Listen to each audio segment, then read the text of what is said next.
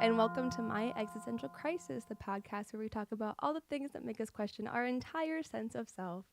My name is Madison Epley. And my name is Dylan Berger. Yes, and Dylan, I don't think we've officially announced yet, but would you like to announce that you'll be here more often? Yes, I would love to announce more formally that. than I did just now. I'm going to be the new co-host. Yes! Of My Existential Crisis. Yes, it is now My Existential Crisis.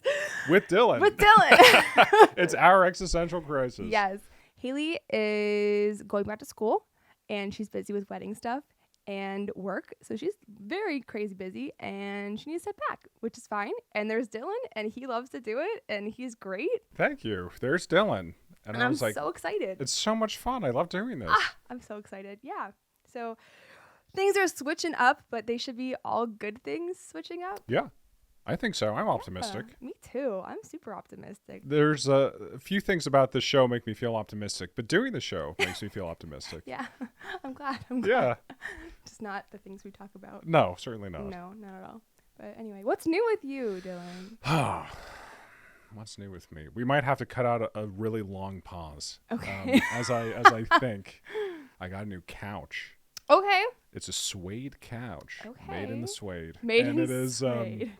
It is a beautiful couch. What color and is it? It is like a nice beige, not a beige, it's like a rusty, not a rust. It's like a not a beige. It's not a beige. It's not rusty. It's not even really a beige, to be honest. Why'd you say beige then? It's like adjacent to beige. It's beige adjacent. Beige adjacent. Yes. Say that 10 times fast. Okay. Starting. Beige adjacent, beige adjacent, beige adjacent, beige adjacent, beige adjacent, beige adjacent, beige adjacent, beige adjacent, beige adjacent, beige adjacent. Damn. I didn't think I could do it. Yeah, that's how my life's been going recently. But it's been beige adjacent. Yeah. Beige adjacent. It's a beautiful couch. I don't want to sit on it because I feel like I don't trust myself to have motor control when I'm holding any kind of liquid or food when I'm on that couch. Okay. Things have been nice and beautiful. What about Janie? Janie? Yeah. Well, she hasn't registered it as a couch yet. Yeah. Right now she's like, it's a new plaything. Yeah, so she actually doesn't think it's a couch because the second that she does think it's a couch, it'll be absolutely fucked. Oh. It'll be destroyed. Okay. Gotcha. So she hasn't touched it quite yet. Although I did also get another I got another sofa couch, a lazy boy. Love talking about furniture. I'm sure that's great for the listeners. It's so fascinating, Dylan. I love, especially when we don't have visuals to give them. You can only describe it as beige adjacent. Which could literally be 1,000 different colors. Anything beige adjacent. Except for beige. Except for beige. It can't be beige. It's true. So yeah, life's been pretty good for the most part, I would say. Good. It's the holidays. Yeah. I feel cheery. I feel mirth. Mirth. Yes, I feel a tremendous sense of mirth. Do you decorate for the holidays? No, I don't. I got really sad. You couldn't. Yeah, no, it's really dismal when I get home and the lights are off and I walk into this empty apartment, except for the couch, of course. Yeah, and couch is great. It's just like there are no decorations. There's no sign that anyone really lives there. Okay. But Janie lives there. Yeah, she does. How's your life been? I know that you had a wonderful production recently. Yes, I was in a show called HMS Pinafore, and I've had a great time explaining to everybody what that is. It is a comedic operetta because I like those types of things. And it went really well. I won't bore you with details, but it was just such a everyone was so kind and wonderful, and it was just a great experience, and I'm sad that it's over, but I am excited for what is next. You're leaving out the most impressive part. What is it? That you performed it while having bronchitis. Oh, yeah. If you can't tell, I sound like a prepubescent frog. I had bronchitis. I got sick the last week, and I sang like this. I'm sure it was fine. You did the what is it? The vocal steamer. The vocal I forget steamer. what it's called. There's a specific term for it. Defibrillator. Nope. Defibrillator? Like you're electrocuting yourself? Nope. That's not it.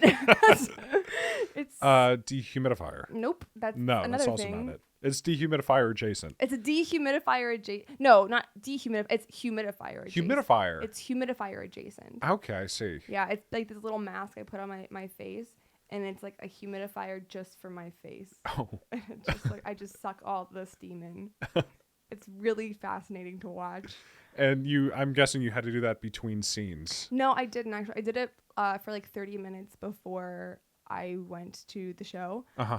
During the show, I just chugged tea and honey and honey cough drops.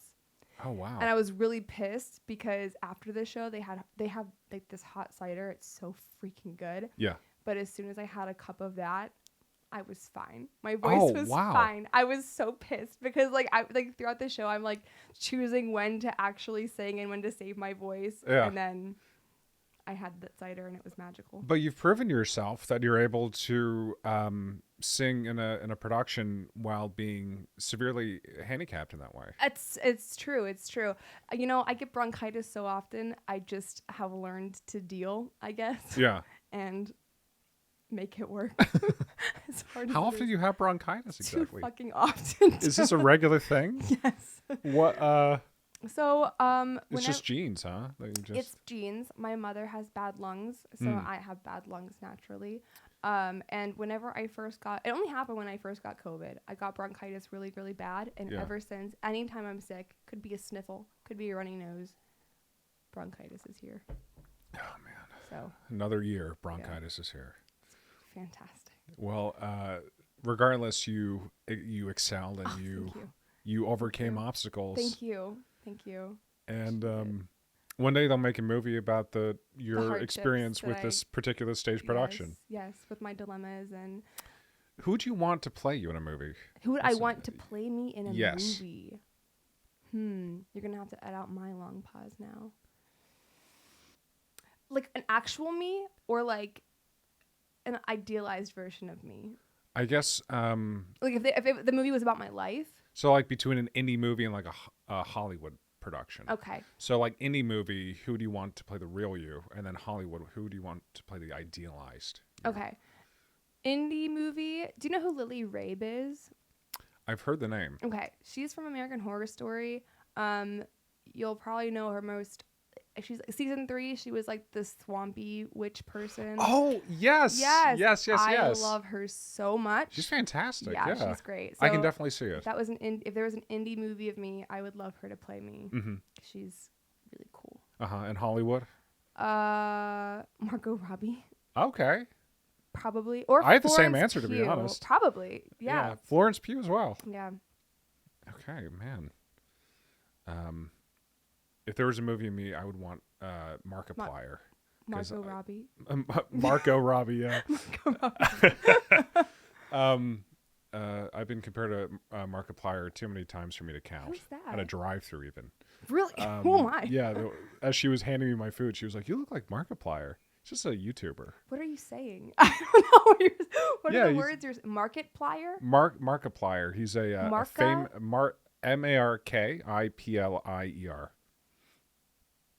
Yeah. Like Montpelier, but like Markiplier? Exactly. Okay. Just like Montpelier. Just like Montpelier. That's what I was going to say next, yeah. A YouTuber? Yeah. I don't think I know who that is. I don't know who you don't know who it is either? I don't know who it is either, but I had to look him up. Yeah.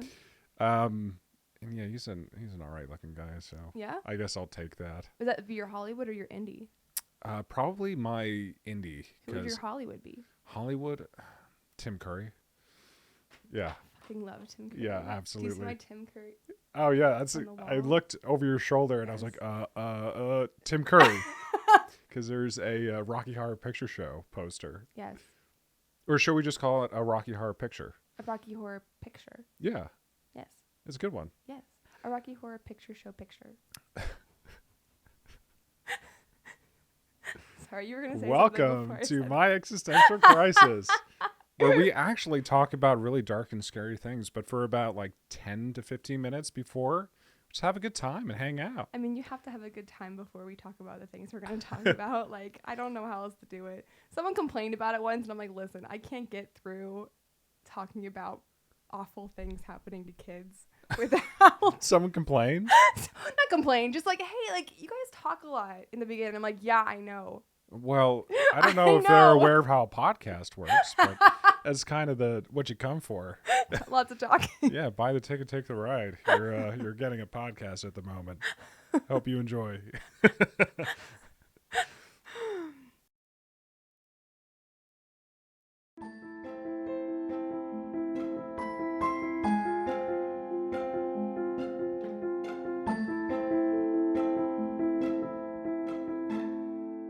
Well, today I was interested in talking about something that you wouldn't immediately think is scary. Okay. But the more we get into it, the scarier it becomes. Okay. I'm going to be talking about... well, let me give my intro first. Okay. So recently, one of Japan's leading animation studios, MAPPA, has been under fire. Most anime nerds know MAPPA as the studio that produced such anime as Attack on Titan, Chainsaw Man, and Jujutsu Kaisen. The last of those anime, Jujutsu Kaisen, is currently airing. But recently, members of MAPPA's animation department have spoken out, which is surprising as they had to sign a confidentiality agreement so they wouldn't express complaints about the show's production. Oh, shit. I think if they had a confidentiality agreement specifically that they would not talk about how they were treated during the production. Yes, that's correct. That's pretty sketch. And if you're going to a job interview and they're like, you start on Monday, but just one thing. Sign this paper. Yeah, you can't tell anyone what it's like here. I would probably think twice. But they suffered from low pay, unpaid overtime, terrible work conditions. And eventually the animators started speaking out despite the non-disclosure agreement. And it's very sad because it's turning the passion of these artists into a cold, hard product on a conveyor belt, essentially. I was going to say, like, anime fans are so passionate about it. Like, David is so into all of those shows you just mentioned. Really? Yes, he loves anime. So, like, that's really sad. I love anime too. I'm not a weeb about it. I don't know if I called David. I think I called David a weeb before, and he got really offended. He's like, "You don't even know what that means," and I'm like, "I kind of do." I guess you're kind of a weeb. Yeah. So seeing this, I wanted to talk about something that doesn't necessarily seem scary, but when you take a closer look at Japan's extreme work culture, it gets scary. Yeah. And that's what I want to talk about today. Yeah. So now we're pretty far removed from Japan, but most people have a pretty high opinion of it for the most part. It has a rich and beautiful history. It produces some of the best media in the world. It's at the forefront of technology, but humans are humans everywhere. And there has to be an equivalent exchange, by which I mean to get something great, you have to give something great. And by great, I mean something considerably above average. And that's where we arrive at Japan's work culture. So here's a fun fact. Okay. The Japanese have a word for death from overwork. Yeah, it's called karoshi. Karoshi. And to get a better idea of why that word exists, we need some historical context. So the Edo period in Japan from 1603 to 1876 was characterized by economic growth. And during this period, many Japanese people followed the Bushido code of conduct, Bushido meaning way of the warrior. Obedience, loyalty, and courage were the prime tenets of Bushido. After the Second World War, Bushido was somewhat forgotten. But in the 1980s, during Japan's economic boom, Bushido came back into prominence. It acquired a new meaning, however. It was adapted to reflect work values. Obedience, loyalty, and courage became diligence, a devotion to excellence, and most of all, an unconditional loyalty to one's employer. That's icky. And you can see how this idea can become warped over time. Yeah. So just with that in mind, what are your thoughts there? I feel like the intention is good, but that seems like it will just so easily be manipulative and like taken advantage of, because like, yeah, obviously like you want to be passionate in what you do. Like I am very passionate about my work ethic. I'm like, I am a very good worker, and I'm very proud of the work that I produce, but I also know like healthy boundaries. And that feels like it can very easily cross into unhealthy boundaries. Oh, absolutely. And we're going to get there. Yeah. So let's talk about the work conditions that have emerged from that. Okay. And then we'll have a better idea of karoshi. Many employees work for 80 hours or more each week, and many of those hours are unpaid overtime. There's an unspoken rule that white-collar workers are required to work until the boss leaves the office. And with your upward mobility dependent on work ethic and capability, many new employees go above and beyond working hours to demonstrate value. Choosing not to comply with this mindset can diminish the chance of promotion and even bring about social exclusion. Wow. You might say, well, if you don't like the job, you can find work elsewhere. But many workers in Japan rarely change their jobs. There's an idea that you only have one chance to succeed. And because of that, after graduation, many workers get a job and keep it until retirement. Oh, shit. Yeah. And I even feel sort of bad using the word worker because it sounds kind of Yeah. dehuman. Oh my God, I wrote this down. You're doing Dehumanizing. You're doing great. Dehumanizing, which is actually a pretty easy word to say. Yeah. Once you read it a few times. Beige-Adjacent. Beige-Adjacent. Beige-Adjacent. Beige-Adjacent. Yep. Mm-hmm. So that aside, it's common to pretend to work even when there are no tasks, refuse to take breaks, and even refrain from holidays. Jesus. So what are the consequences of this? I imagine there are many. Yes. Japan was the third highest in suicide rates to start. And between the years of 2002 and 2012, there are 30,000 suicides per year. Oh my gosh. And this is a relatively small island. Not large. Now, we can only really attribute a fraction of those suicides to work, obviously. Yeah. But despite that conceit, we have many stories of karoshi happening. In an April 2013 International Labor Organization article about karoshi, several cases were mentioned, and the victims are anonymous here, but I'll just read a few of them. Mr. A worked at a snack food processing company for 110 hours a week. Oh my gosh. Or 4.5 full days. Oh my gosh. And subsequently died from a heart attack at the age of 34. 34. 34. Oh my gosh. Yeah. Mr. B, a bus driver. It's kind of fun. Mr. B. Mr. B. Mr. A. Yeah. I mean, they're dead, but Mr. B, a bus driver, whose death was also recognized as work-related, worked 3,000 hours a year, or 4 months, 4 full months. Oh my gosh. He did not have a day off in the 15 days before he had a stroke at the age of 37. Oh my gosh, they're so young. Yeah. And Mr. C worked in a printing company in Tokyo for 4,320 hours a year, including night work. That amounts to nearly 6 months. 6 full months. Yeah. And he died from a stroke at the age of 58. Oh my gosh. So it is a pretty dismal idea. Yeah. It's hard to hear. And it's important also to state that death from overwork is by no means a Japanese phenomenon. No, certainly not. It's happened in places like Sweden and places like South Korea and China and other places, India as well. I'm sure you can find it here too in the US. For sure. Absolutely. Yeah. But for the purposes of a limited podcast. Fortunately, things are beginning to change. Good. Slowly but surely. Okay. In 2018, the Japanese government passed the Work Style Reform Bill. It makes changes to 8 labor laws, including capping excessive work hours and requiring employers to designate a minimum of 5 days off work for staff with at least 10 days of unused leave. The bill has been pretty effective for the most part. Since it passed, overtime hours have been cut by 15%. And rates of paid holiday time have risen to 61%. Okay. So yeah, okay, Good. Not bad, huh? Did you say 5 days unpaid? What was that again? Yes, so employers are designated to... Like basically 5 days off? Requires employers to designate a minimum of 5 days off work for staff.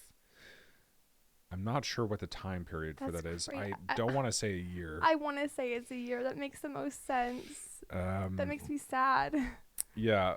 However, with at least 10 days off of unused leave. So 10 days of unused leave. Okay. So yeah, there have been pretty significant changes. Overtime hours have been cut by 15%. Rates of paid holiday time have risen to 61%. And this is interesting. I read this and I had to reread it, and it was it really shows the gravity of what this kind of lifestyle can cause.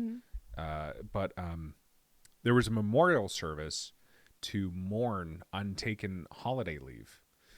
Oh my gosh. Which sounds a little funny. It does. 'Cause Then you think about it. And Yeah. Then you think about it. Yeah. More than 300 lanterns were lit, each with a message describing remorse over missing birthday parties, failing to say goodbye to grandparents before they passed, and a similar sentiment. That's heartbreaking. Ultimately, as younger Japanese people enter the workforce, things are changing, and they're changing for the better. But it's important to reflect on a very dark period and the costs of true economic prosperity, which is what I would say if it weren't for these recent developments about MAPPA. Oh, no. Now, the animation industry has always been infamous for its work conditions, but the fact that these conditions continue to exist is unnerving. Yeah, we have to sort of leave it there for now. We can hope that things will be different, but it's clear that there's a very long and arduous road ahead, however beautiful and well-maintained it might appear. Wow. And yeah, my sources, which I think is maybe the funniest part of this thing, myanimelist.com, comicbook.com, byarcadia.com, National Library of Medicine, Okay. and good old Wikipedia. Love it. Love to see it. So, yeah, I think it's incredible to see how different elements of history can sort of congeal and change and affect things and transform over time, from something that could be a force for good into something that's a force for I don't want to say evil, but for oppression. Sort of thing. So what are your thoughts on this whole situation? I mean, to give a more broad question, it's just heartbreaking for me. Like I mean, not that work conditions in the U.S. let me restart that. Not that we couldn't have improved work conditions in the U.S., but it makes you really like think about it in a different perspective. Like, for example, no surprise, at least I hope not, David's parents are Canadian. And so like whenever David was born, his mom got 6 months guaranteed of maternity leave. That's amazing. Yeah, and she could still get either her job or an equivalent position back when she went back. So like that, I know, like, where is it, Sweden or Finland or Norway, that they offer like those baby boxes? Have you heard about those? I have heard of those. Yeah, like the government sends you a box for each baby that is born, and like the box is meant for like the baby is meant to sleep in that. Yeah. And then like gives you like a whole bunch of like supplies. I know I'm talking about like maternal health, like maternal working environments, but like that's just like one aspect of what I think of a lot, just with like other moms that I see. And the baby boxes come with return postage, right? Yes. So if they're like, I'm not happy with this decision, they can just give it back to the government, and then absolutely the babies will then just have a desk job. Yep. With the government. Not bad. Yeah. Good benefits. Yeah, exactly. You can retire when you're 60. Yeah. But yeah, I just think it's, and like, again, no place is perfect, but then you hear of places like Italy, they have like the whole summer off. Like they have a whole. Did they have the whole summer off? Basically, like what? Whenever I went to visit David's family in Italy over the summer, even like the people who had like corporate jobs, they had like all of August off, like some of July, because it was just holiday. It was just their holiday. It's pretty nice. So like one of David's family members was a lawyer, and like the offices are closed. Like he does not do work in August and part of July, and then he has PTO on top of that, which is like 3 weeks. Oh my. If not more. So like, yeah. So you hear about things like that, and it's just so different throughout the whole world, and it's just so sad that like places like Japan that like are renowned for their history and their beauty and their culture are just not.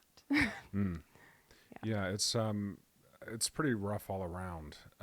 But it's, you can look in different places and feel a little bit better about your situation, certainly. Yeah, for and sure. Fortunately, the Japanese government is, taking steps to amend Good. a lot of these issues.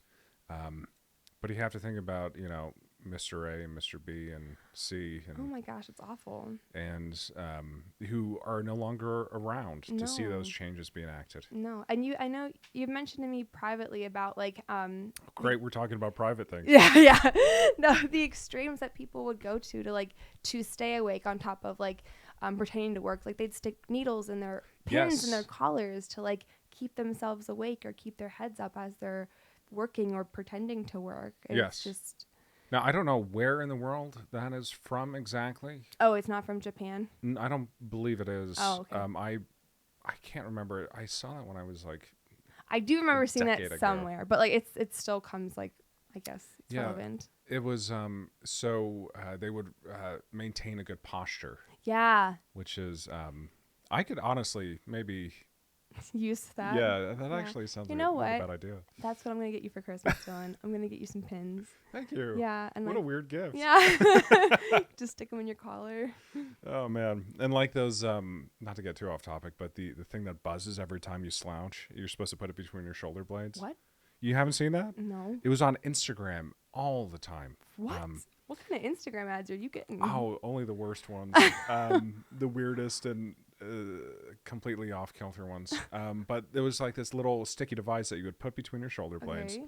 And then when you would begin to slouch, it would, I guess, sense the release or tension in your back, and then it would buzz. And then the idea is every time it buzzed, you would sit upright. So you would improve your posture over time. Would it like buzz you or shock you? Hopefully not shock you. That would be not. That wouldn't be cool, but that would be like the more extreme version of that. Yeah, I've also gotten ads for like jaw exercisers. It's like a mouth. They're you know like, what I'm talking about? Yes, like those little like rubber bullety type things, and it's like, oh, look at my jaw now. It's so sculpted. There's so many fresh chads getting churned out because they're like before and after. Like before, my face was weak, and now it's chiseled. I'm just thinking of handsome Squidward. Yes. But yeah, I have to admit there have been times where I was like, should I get that? Is my chin weak? Or is my chin weak?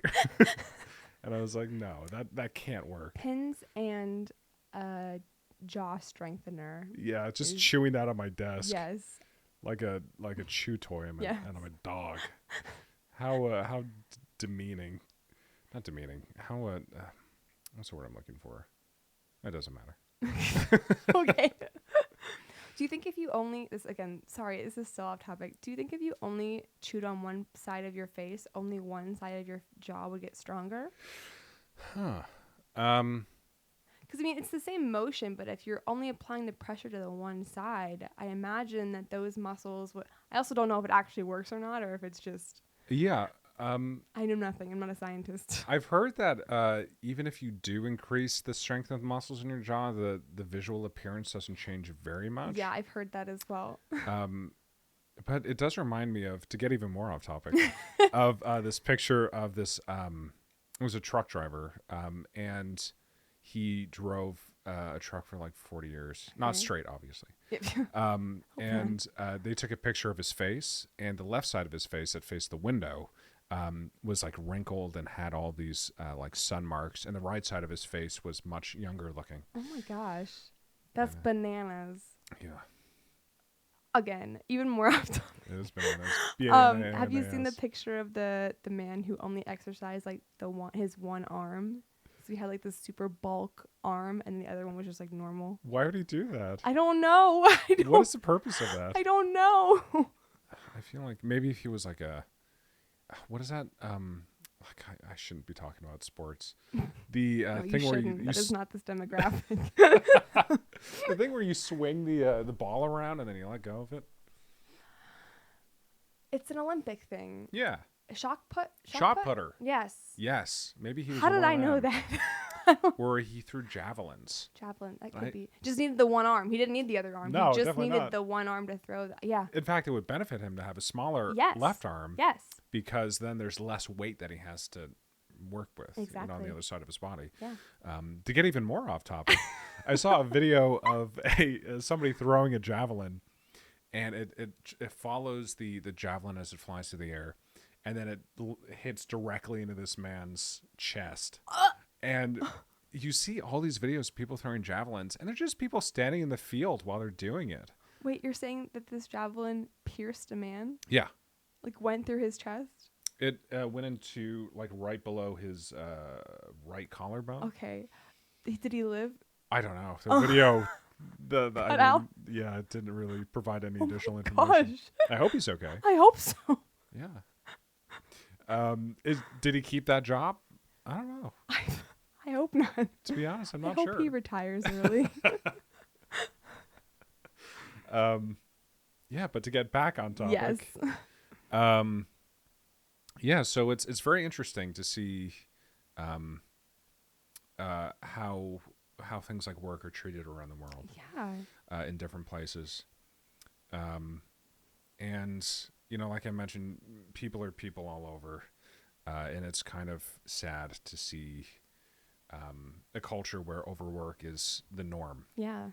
And the effect that it has on people's bodies and spirits. Mm-hmm. For sure. No, 100%. Yeah, I just have to do a big sigh real quick. Yeah.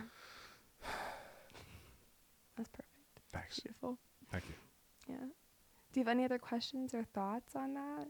I Let's bring it home.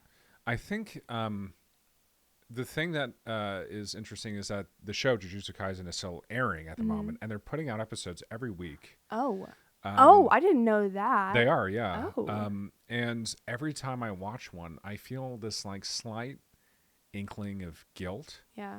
Like I shouldn't be supporting this. Yes. I mean, I watch it for free on Yeah. like one of those websites, so I don't support it. But I still feel a little guilty because it's beautiful. It's one of the best animated shows I've ever seen in my life. And like I said, you have to give something great to get something great. And it's clear that they've put so much heart into the show, and to know that it's at the expense of people's comfort, of their lifestyle, and even of their future job prospects, if they are unable to maintain, is very, very sad. Yeah, for sure. That's incredible. Yeah, I'm not into anime, but like David has lauded those as being like really beautiful artwork. Yeah, and like absolutely. the style is really, really cool. So it's really disheartening to hear. Mm-hmm. I'm not into anime either. I only watch cool shows like sports. What kind of sports? I watch javelin throwing, and shot putting. Shot putting. Yeah, things are really use your arm. Really cool stuff. Yeah. Oh man. Well, thank you, Dylan. I appreciate that. I love that. I love how that was unique, but it's just gives me an existential crisis to tell you. Yeah, certainly. For it sure. Puts things in perspective and makes you feel a little bit more grateful for the situation that you're in. For sure. And what are the holidays about if not for gratitude? Yeah. I'm only wincing. You can't see my face. Everybody. I'm tearing up because Dylan can, because I know what I'm gonna get into next. Oh yeah. Okay, here we go. So This is okay. That was just a comfortable appetizer to a really scary and tragic entree that we're about to enjoy. Yeah. Sorry, everybody. Sorry.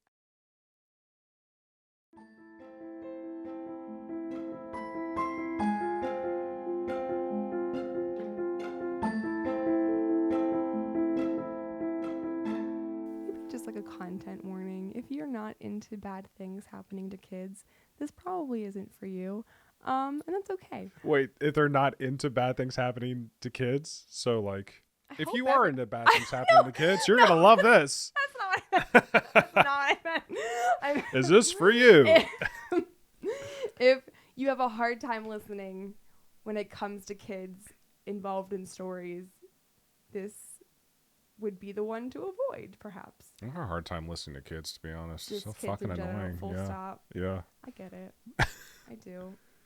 But yeah, it's definitely content warning. Yeah, it's All right, so last time I accidentally lied to Dylan, famously.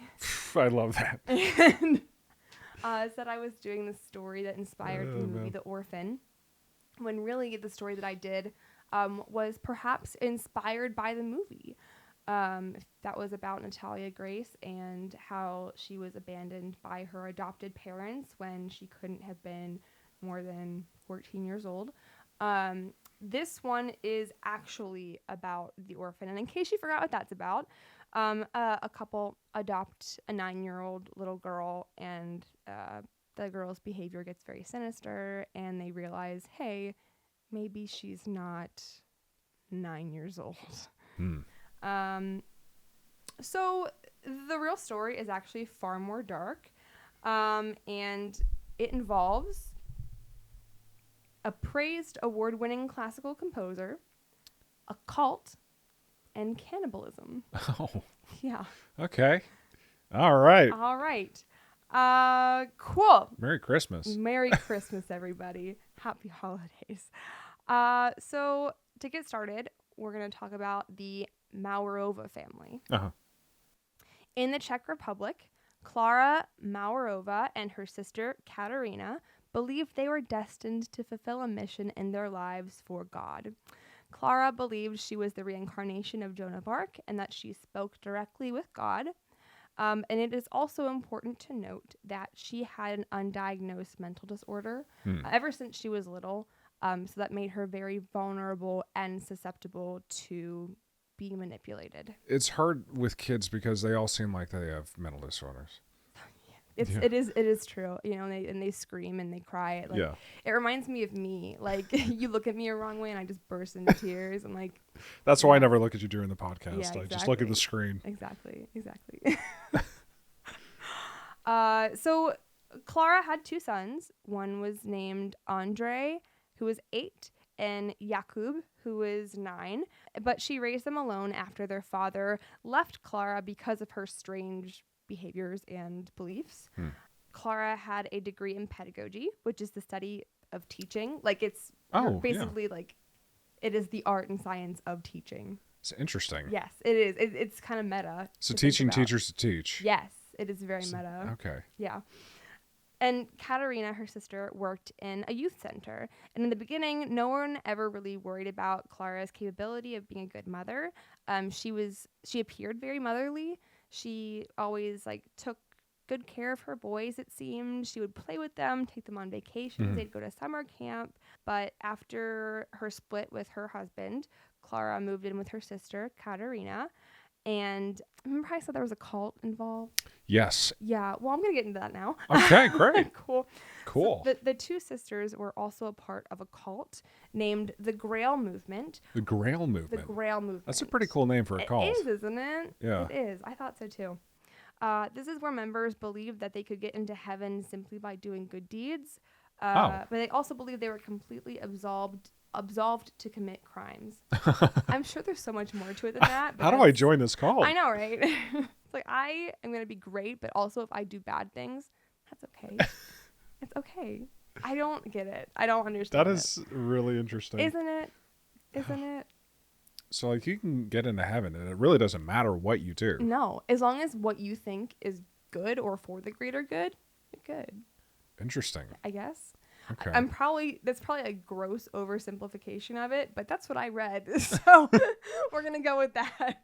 Okay. Things finally seemed to settle despite the cult that they were in, and everyone seemed to be very happy. But all of that changed after a new child came into the picture. Annika. So one day, Klara met Annika, a little 12-year-old girl from Norway, and Annika said that she didn't have a place to stay because she had run away from an abusive juvenile group home that trafficked children. Yeah, rough. So she described the severe abuse that she underwent, which gained a lot of sympathy from Klara. And so Klara brought her home. She was like, you can stay with us. And they kind of just clicked instantly. And needless to say, Klara became very, very attached to this little girl. Annika also said that she was very sickly, claiming to have many illnesses from leukemia to kidney failure. Also that she was slowly going deaf and blind. Oh. So just lots of things. So she was always going to the doctors, but she would only allow Katerina, Clara's sister, to take her. She was very insistent on that. Not sure why. It's a little funny. Mhm. But, whatever. Whatever. It's a little funny. You're going to see that a lot in this. Just people shrugging. You're just like, whatever. Around this time, Clara began getting strange text messages and emails from a doctor who claimed that he knew exactly how to fix Annika, like how to cure her. I mean, I get texts from my doctor all the time. We have a snap streak. Yeah. How long has that been running? Man, many years. Many years. Since I was a child. Okay. Wow. I haven't even had a doctor for that many years. That's crazy. I'm proud of you. Thank you. I'm very proud of it as well. So he asked if, like, hey, can we meet in person and talk about this? Get ready to shrug your shoulders again. Warming up. They met in a car around midnight. Ow. Okay. And because it was so late, it was hard for Clara to get a good look at his face. But, this seems super sketch, right? A little bit, yeah. But to Clara, she felt comfortable because he had all of Annika's medical information, and he even showed her his passport for, like, identification. Who doesn't keep that in their car? I know, right? I know. At midnight. You're that type? No, I said at midnight. At midnight, yeah. It was enough to accept his story, and then Clara's like, hey, you can be Annika's new doctor, which really took me for a surprise because he's like, hey, I know how to cure her. Let's meet at midnight in a car. I have all of her records, even though I am not her doctor currently. So let me be her doctor now. Oh. Yeah. Usually doctors don't reach out first. Yeah. Or have all of your medical information before you have worked with them. It would make things so much easier, though. I know, because, right? filling out those forms when I get in and it's like, oh, they're going to be late for the appointment anyway. Yeah. It's a bitch. Yeah. Tell me about it. I almost got turned away from a doctor's appointment because I was 2 minutes late. Really? I shit you not. I was pissed. I went to go sign in and I did, and then she's like, "What time is your appointment?" And I said 8:30. Oh, no. And she's like, "It's 8:32." And I said, "Okay." So I sat down and I didn't have to fill out information. I just had to sign in. Yeah. And she goes, "So because you came in late, the doctor is actually she doesn't have to see you, but she said that she's going to make a one-time exception." And I was like, that is wild. Okay. I can't believe you were late. Yeah, I know, right? By 2 minutes. That's fucked 2 up. minutes. Oh, I was never late again. Learn my lesson. So now this man, who we don't have a name for, is Annika's new doctor. And he would message Clara frequently about her treatment plan. And the messages started to grow more and more strange and inappropriate. So, for example, a treatment plan he believed would help Annika was he told Clara to rub Annika all over her body, especially her crotch region, for hours, claiming that it would make Annika, quote, very happy. I'm very uncomfortable. I know, I'm uncomfortable too. So yeah, in 2006, I also don't have dates for before this because it's very hard to find very specific dates for it. It was all in a different language and then translated. So this was somewhat recent. Oh, yeah. This was before the Orphan. So Orphan came out in 2009. This all happened 2006-07. Okay. Yeah. Gotcha. So in 2006, Clara began to pay less attention to her actual sons because remember she does have those because she's concentrated on helping Annika. She feels like she needs more support and help than her sons do. So now they were mainly cared for by their grandparents. And around this time, the doctor suggested, hey, why don't you make this adoption with Annika official? And Clara was all for this, but the doctor said, we can't do that just yet. Because apparently Annika had reported to the doctor that Clara's boys were being mean to her. Oh. So before that she could be adopted, they would have to not be mean to her. And a doctor said this. A doctor said a quote-unquote doctor. A quote-unquote doctor said this.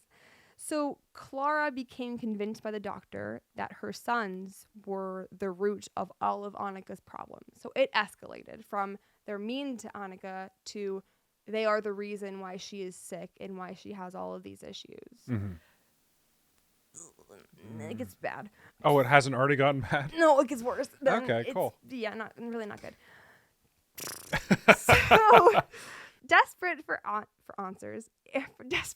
answers, Clara asked what she could do to fix her sons. Yeah. And the doctor suggested she, quote, cure the boys' evil spirits with treatments using rough discipline, tough love, and physical punishments. So, yeah. How old is this mother? In her 30s. In her 30s? Yeah. And she... Okay. I'm trying to think what kind of person you'd have to be to believe That's the thing. and follow through with these things. I don't want to just blame it all on mental illness because I don't know what that mental illness is or the severity of it, but it's definitely beyond that. Like, Okay. there is no excuse to the point that this gets. Okay, so she was also mentally ill. I mean, Yes. that's okay. Yes, she was mentally ill. That she was very easily manipulated. She was very vulnerable in that way. Okay. But Yeah. it gets really bad. Okay. Yeah. So Hold on, I have to take a walk. I have to just walk outside for a bit. Just never come back. Never come back. You never see me again. So Clara began beating the boys for every little thing that she deemed to be wrong or incorrect. And essentially, she was just looking for reasons to hurt them. She would beat them with her bare hands, wooden spoons, belts, and would even go as far as to lock them up in small rooms and leave them overnight. Mm-hmm. But this was just the beginning. That August, the doctor told Clara that these punishments, they're not working. And the boys needed more. Clara needed to try something else, something more extreme. Okay, so they're not working, so do it, but more. Yes, do it but more. Cool. Yeah, so the doctor instructed Clara to just stop acting like their mother entirely and isolate them for their punishments. So she did. In their cement cellar, Clara, Katerina, and Annika locked the boys up in dog cages and punished them. I say punished, but with quotations because they didn't do anything wrong to deserve this. And this is where the torture of the two innocent boys would begin and last for months, if not nearly a year. Okay. Yeah. All right. Okay. So the boys were locked in. Oh dear. I think is this the darkest thing? Is this the darkest thing? That you've covered? Probably. There was a really dark one early on that I covered too.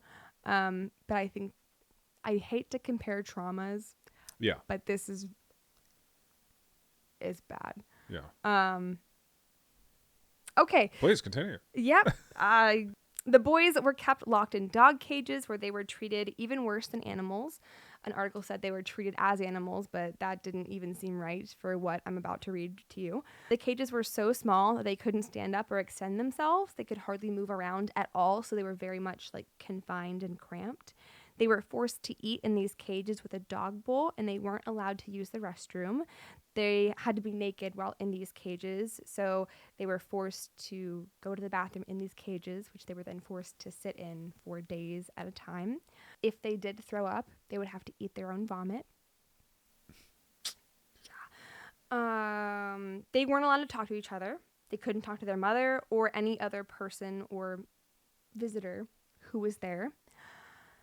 Their mouths were frequently duct taped and bound so that they couldn't scream.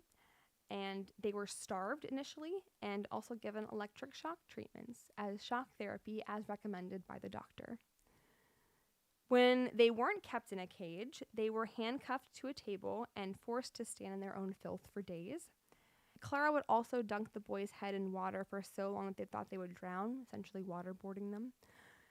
And while underwater, Katerina would hold their arms behind them so they couldn't fight off their mother, so they were, they couldn't move. And Clara, Katerina, and Annika would all join in the abuse. They would burn the boys with cigarettes, scratch them with forks and other materials, whip them, sexually abuse them, beat them.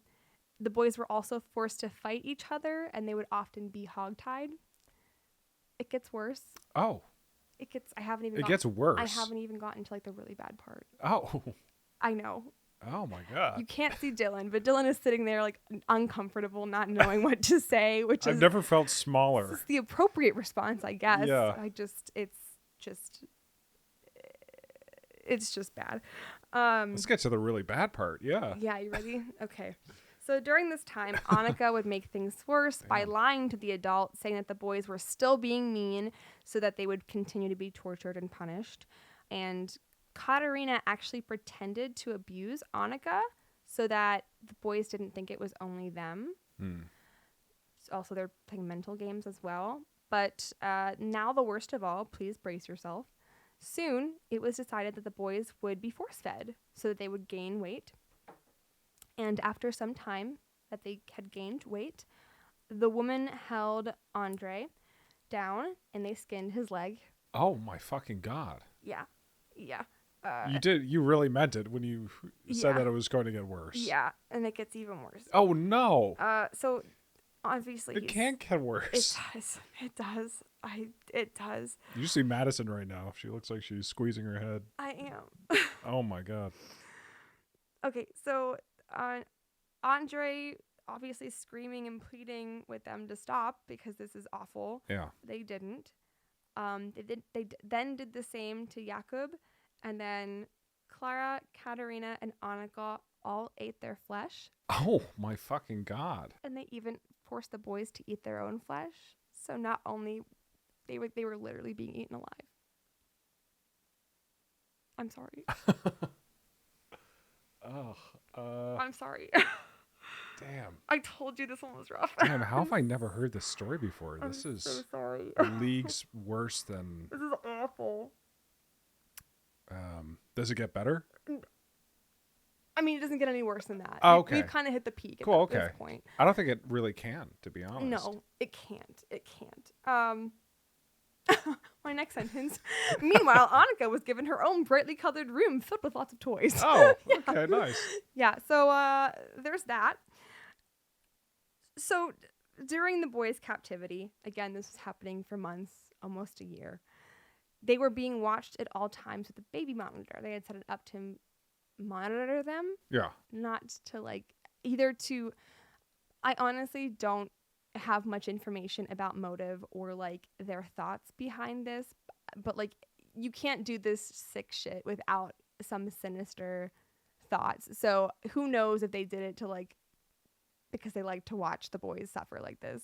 I don't know. But anyway, they were monitoring the boys, but by chance a neighbor was also setting up the same baby monitor for his newborn son. Oh, and sometimes they can... The frequency.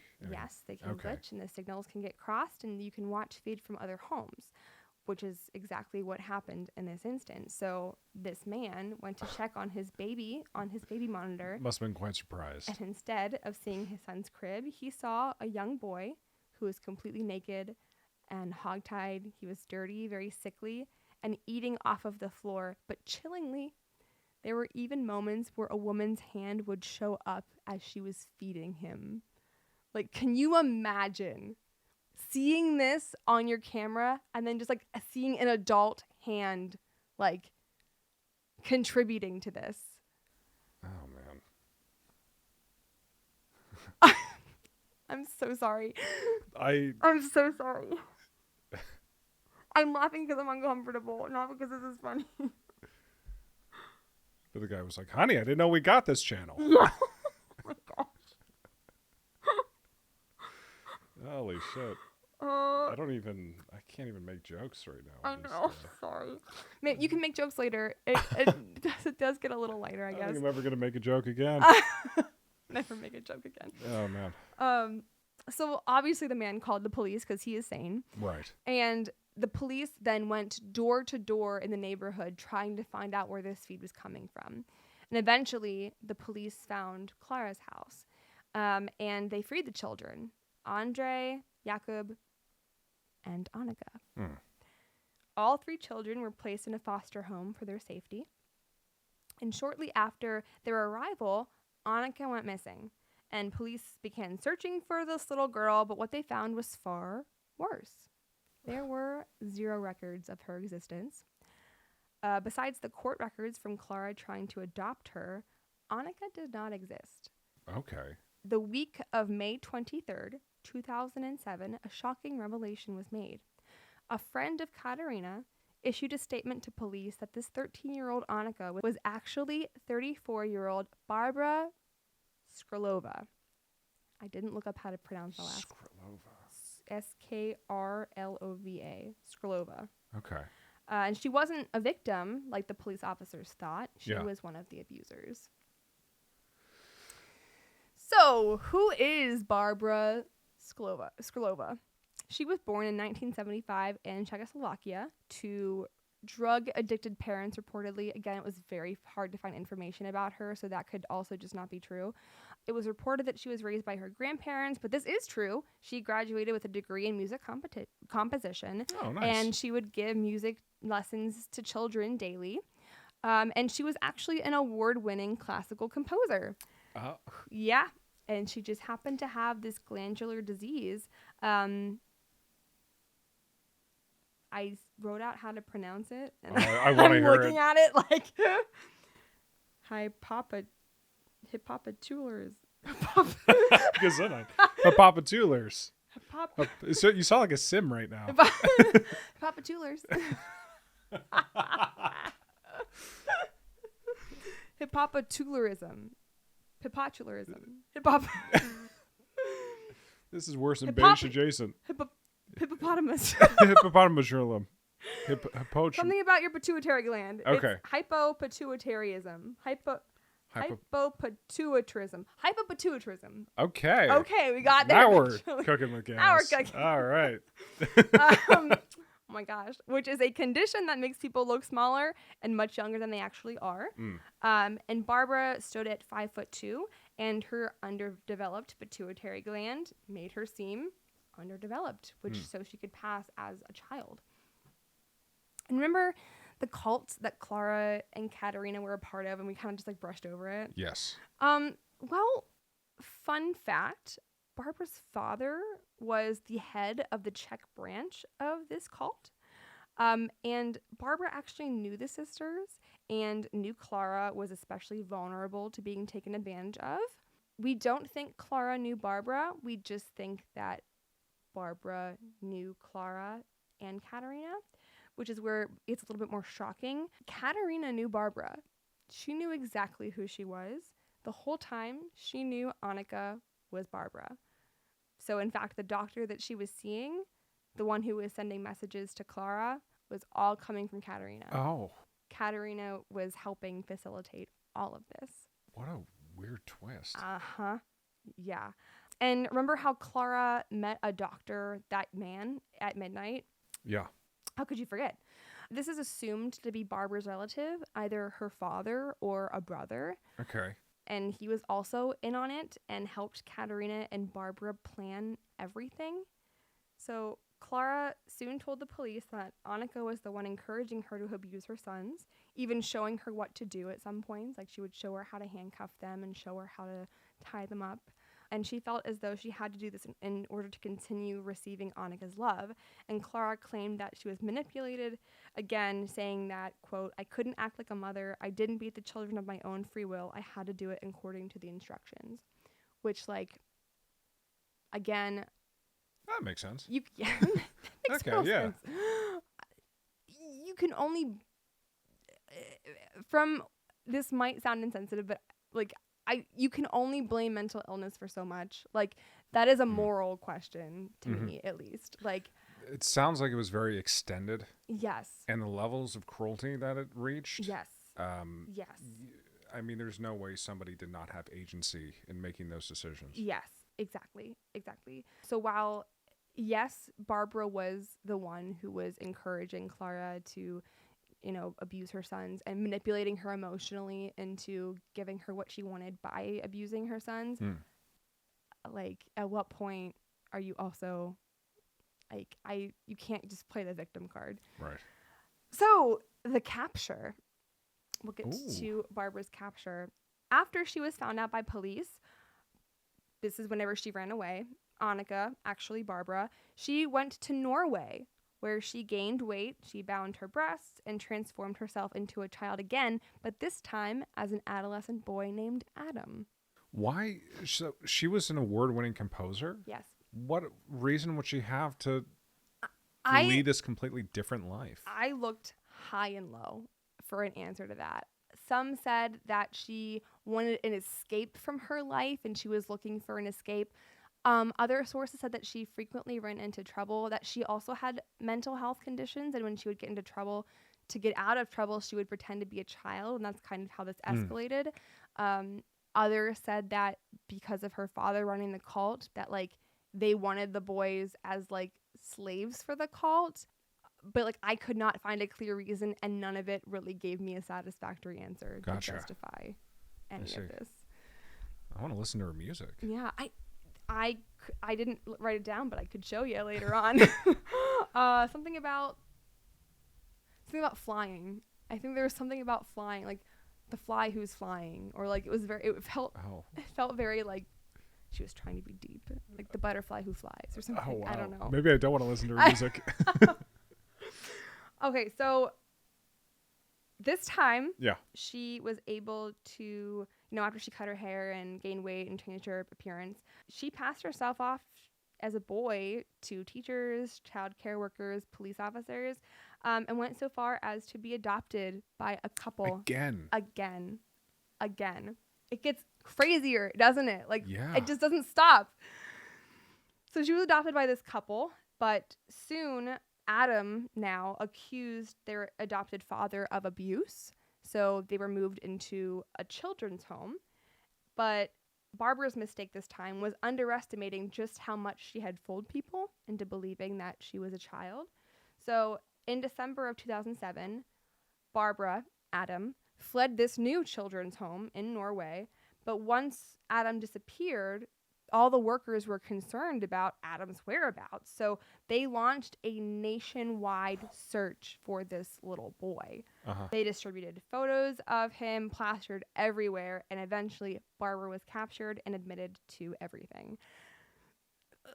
Yeah. That's kind of an embarrassing way to end a nationwide Isn't it? search. It's like, oh, we finally found you. And also you're a criminal on the run. The news articles I found were batshit crazy because it was like before they even connected Barbara to anything. Like the one article was just separate and it was like woman actually, like missing boy actually a 34-year-old woman. How do you write that headline? I don't know. I have no. It was like from like the Prague newspapers. Yeah. And it was crazy to see all of these headlines like piecemealed and then tying the story together because like people had no idea what the fuck was happening. I mean, I don't blame them. Oh man. Okay, so apparently a couple who were involved with the cult were the ones who supplied her with the documents for her to be Adam, which is what made it look so passable, which is how she also made it passable to be Annika. She got similar papers. So Barbara's arrested, and she faced charges at first for her fake identity and deceiving the childcare staff and police officers, but she wasn't prosecuted for this. She was also accused with Katerina of deceiving the children's home in Czechoslovakia. Barbara was found not guilty, but immediately she was arrested again on child abuse charges. And following the arrests, all of the women turned on each other, which helped the prosecution prove their guilt. Clara, again, claimed she was brainwashed by this doctor who sent her messages and who told her how to torture her sons, and by Barbara, who did all of this. And then police discovered that, like, hey, this phone number is connected to your sister, Katerina. Your sister told you to do all this. And then Katerina's like, it was Barbara. And Barbara's like, we knew each other. We were in on it the whole time. So they just kind of, like, routed each other out in that way. So this is where it gets me really upset. Oh, Clara, now we're getting into the upsetting stuff. Yes. All right. Andre died in the hospital. His brother Jakub is reportedly with his father now in Czechoslovakia. Clara was only sentenced to 9 years in prison. What? Katerina was sentenced to 10. And Barbara was sentenced to 5. What? But only served 2.5. Wow. Because her lawyers claimed that she's a minor, she's a child. Her psychological well-being suffered from being in prison. That is absolutely... Isn't that trash? That Yeah. is the worst. Yeah. That's the least happy ending that Yeah. you can have. That's very disappointing. Yeah. So now we don't know where Barbara is, but they are all out. All of them are released from jail on parole. Mm-hmm. And that's why you shouldn't adopt kids. All right. That's the moral that I take from this story. That's the moral that Yeah. you're taking. Yes. Yeah. Yes. Exactly.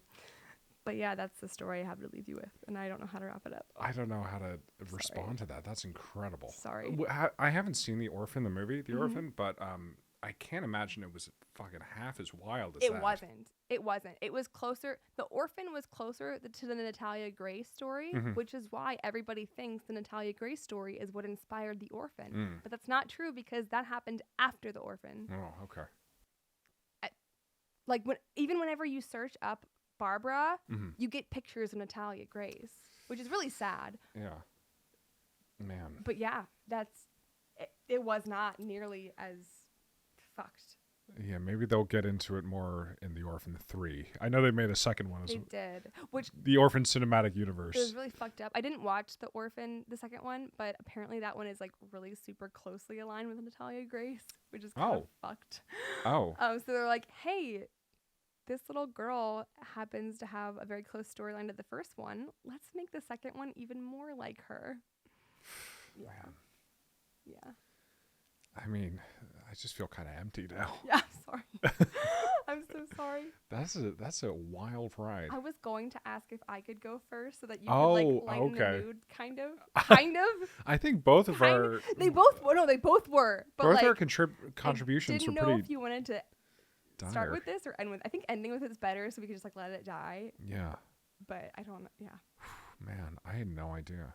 Yeah. Like I'm really big into true crime, and I had never heard that story. I'd never heard of it either. And now you have, audience. You're welcome. I'm so sorry. I'm so sorry. No, it was great. It was great. I loved it.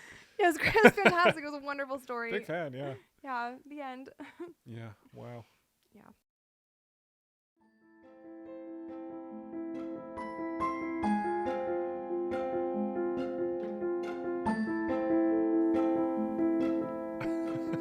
Anyway, I guess we're gonna wrap this up now after that awful shit. Thank you guys for listening. If you stuck around this long, you can find us on Facebook and Instagram at MECrisisPod.